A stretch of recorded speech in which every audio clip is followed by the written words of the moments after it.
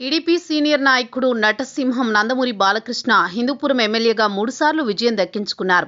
2019లో భారీ ఎత్తున వైసీపీ ప్రభావం కనిపించినప్పటికీ ఆయన హిందూపురంలో విజయం దక్కించుకుని పార్టీని నిలబెట్టారు. ఇప్పుడు ఆయనకు సంబంధించిన కీలక విషయం ఆసక్తిగా మారింది. తాజాగా బాలయ్య తన సొంత నియోజకవర్గంలో గత 4 రోజుల నుంచి పర్యటిస్తున్నారు. వివిధ కార్యక్రమాల్లో పాల్గొంటున్నారు. అభివృద్ధి కార్యక్రమాలకు శంకుస్థాపనలు చేస్తున్నారు.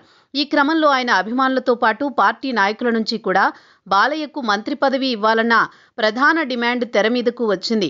40 సంవత్సరాలుగా ఆయన రాజకీయాల్లో ఉన్నారని, ఆయనకు మంత్రి పదవి ఇవ్వాలని చాలా మంది నాయకులు, ఆయన అభిమానులు, కార్యకర్తలు కూడా ప్లకార్డులు పట్టుకుని డిమాండ్ చేసిన విషయం తెలిసిందే. ఈ నేపథ్యంలో బాలయ్యకు మంత్రి పదవి ఇస్తే ఏం జరుగుతుంది అనే విషయం టీడీపీలో ఆసక్తికర చర్చకు దారితీస్తుంది. వాస్తవానికి బాలయ్యకు మంత్రి పదవి ఇవ్వడం పెద్ద విషయమేమీ కాదు. చంద్రబాబు తలుచుకుంటే ఇవ్వచ్చు, కానీ ఒకే కుటుంబం నుంచి ఇంతమందికి మంత్రి పదవులు ఇవ్వడం సరికాదన్నది చంద్రబాబు ఆలోచనగా ఉంది. పైగా సినీ రంగంలో ఇప్పుడు బాలయ్య ప్రస్థానం జోరుగా సాగుతోంది. చేతిలో 4-5 సినిమాలు కూడా ఉన్నాయని సమాచారం. మంత్రి పదవి అంటే లేనిపోని విమర్శలు తెచ్చుకోవడం తప్ప మరొకటి కాదన్నది చంద్రబాబు ఆలోచన. పైగా బాలకృష్ణకు కూడా మంత్రి పదవిపై పెద్ద ఇంట్రెస్ట్ అయితే లేదు. ఎందుకంటే ఆయన అధికార పార్టీలో ఎమ్మెల్యేగా ఉన్నారు. పైగా సీఎం చంద్రబాబుకు స్వయంగా వియ్యంకుడు. ఆయన అల్లుడే మంత్రిగా ఉన్నారు.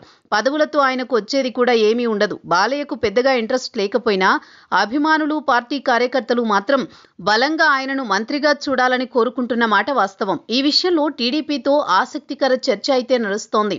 ఆయన ఇప్పటికే దూకుడుగా ఉంటారని, మంత్రి పదవి ఇస్తే మరింత దూకుడు పెంచుతారని ఒక నాయకుడు అంతర్గతంగా వ్యాఖ్యానించారు. అయితే బాలయ్య వ్యక్తిగత స్వభావమే అటువంటిది కాబట్టి ఆయనను పెద్దగా తప్పుపట్టాల్సిన అవసరం లేదన్నది మిగిలిన వారి మాట.